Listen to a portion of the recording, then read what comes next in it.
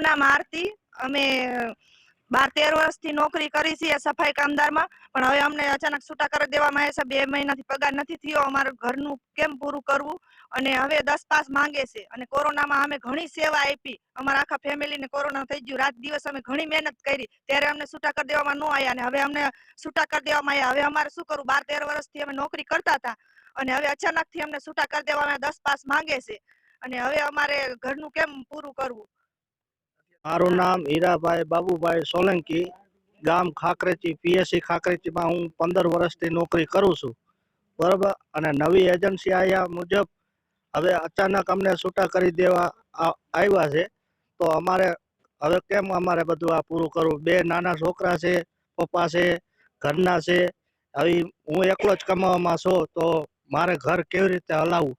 અને 3 મહિનાથી પગાર થયો નથી, અને કોરોનામાં અમે કામગીરી ફૂલ કરેલી છે, બરોબર। આ નિયમ ત્યાં કર્યો હોત તો લાગુ પડત। હવે અચાનક આવો નિયમ કાઢ્યો તો અમારે કરવું શું એમ? તો અમે જિલ્લા પંચાયતમાં આવ્યા છે, અને આમની માંગણી અમે કરવા આવ્યા તો અમને તાત્કાલિક ઓર્ડર કાઢવા વિનંતી। અને બીજા જિલ્લામાં બધે ચાલુ છે, જામનગર, સુરેન્દ્રનગર, રાજકોટ અને અમદાવાદ, આ બધા જિલ્લામાં ચાલુ છે, તો મોરબી જિલ્લામાં જ કેમ? આ અન્યાય કહેવાય, અન્યાય કહેવાય। હવે જો નહીં થાય તો અમારે મરવાનો વારો આવ્યો છે। જિલ્લા પંચાયતમાં આત્મહત્યા કરશું। મારું નામ સોલંકી વિનોદભાઈ ચતુરભાઈ, બરાબર। હું મોરબી જિલ્લા પંચાયતમાં નોકરી કરું છું, ડ્રાઈવર તરીકે વેક્સિન વાન ચલાવું છું। હું છેલ્લા 8 વર્ષથી નોકરી કરું છું। કોરોનામાં મહામારીમાં મેં રાતદી કામકાજ કરેલું છે। અત્યારે હાલમાં નવી એજન્સી આવતા એમાં લખેલું ગયું કે 10 પાસ રાખવાના, તો અમને તાત્કાલિક છૂટા કર્યા।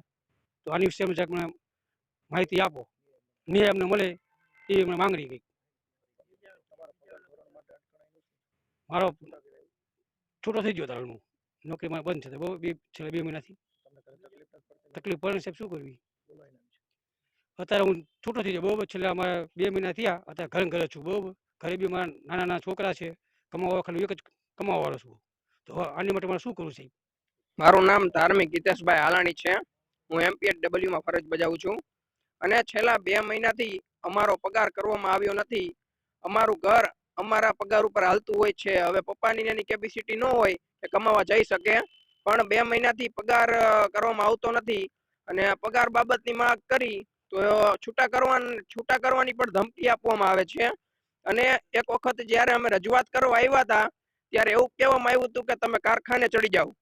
એટલે અમારા દર વખતેનો આવો પ્રશ્ન છે, અને પગાર અમારો 21,700 નું એવી રીતના બિલ હોય છે, 20,000 21,000, અને પગાર દર વખતે 8,000 ને 9,000 જ આપવામાં આવે છે, અને કોઈ સરખા કઈ જવાબ દેતું નથી।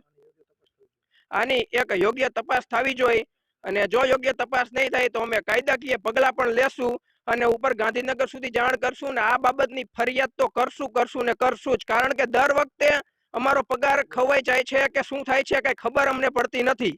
દર વખતે અહીંયા જિલ્લા પંચાયતે જાય તો કોઈ કઈ સરખો જવાબ નથી દેતું, અને એમ કે તમે કે ફિક્સમાં આવો કે તમારો પગાર કે ન વધે એવી રીતના કહેવામાં આવે છે, અને દર વખતે ઉપરથી પણ વધારો આવે જ છે, ખબર જ છે, તોય કોઈ પગાર દેતું નથી। એટલે અમે કાયદાકીય પગલાં લઈશું।